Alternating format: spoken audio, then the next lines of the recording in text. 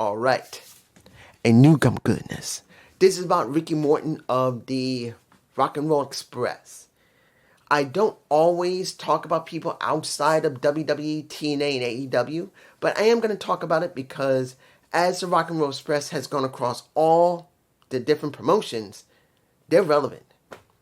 Ricky Morton, who is working a lot with his son, Kelly, I believe, Kelly Morton. I think his name is Kelly or Kelly. I'm not sure if I can remember his name.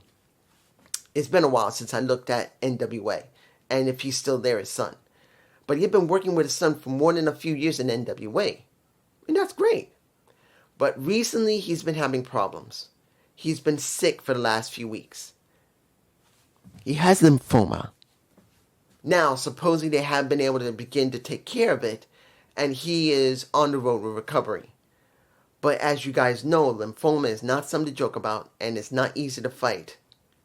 Particularly that he is over 60, easily nearing 70. He's nearly 70, if I'm right. And when it comes down to it, if I remember correctly, he was a heavy smoker. A very heavy smoker. Because that was from the time period people used to smoke their heads off.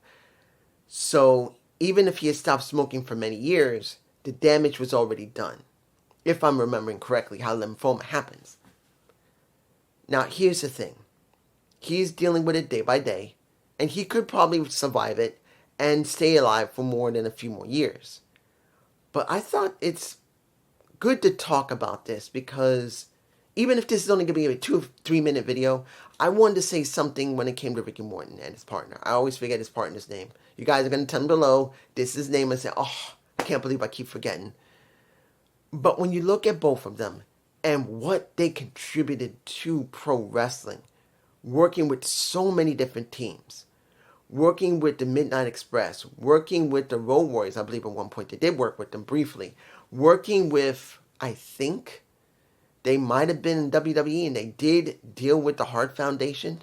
I cannot remember. It's been many, many decades. They have dealt with so many teams across so many promotions. I think they even worked with, in ECW at one point. I know they worked in WCW easily, the old version of WCW, and then the 90s version with Eric Bischoff, WCW. They worked in both. They worked for many, many years.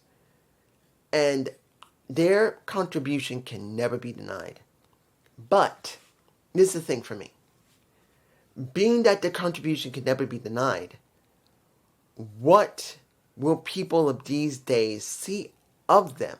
Because remember, many wrestlers now see people as the true contributioners from 20 years ago, not almost 40 or 30, 40 or 50 years ago. And since they came from that era of over 30 to 40 years, and people know of them, will people really appreciate them while they're still alive? Old wrestling fans, yes. Maybe those who are connoisseurs of wrestling, yes. But the younger generation may not even give two damn flips about the contribution and how much was developed while they were wrestling. And that's the thing that's going to be sad. Not when they pass away, but as they're alive now. Now, there are many wrestlers right now that do know about them that are young. But more years go by, the more the Attitude Era becomes the standard de facto of what people remember the most of, or the opening for the first couple of years of TNA. They're going to focus on that more than anything else. And it just worries me that people will lose touch with that type of wrestling. Yes, it wasn't incredibly flippy or spot heavy, but it did give you, when it was given, great stories, and that is becoming an issue. But this is just me. I hope you enjoyed this gump goodness.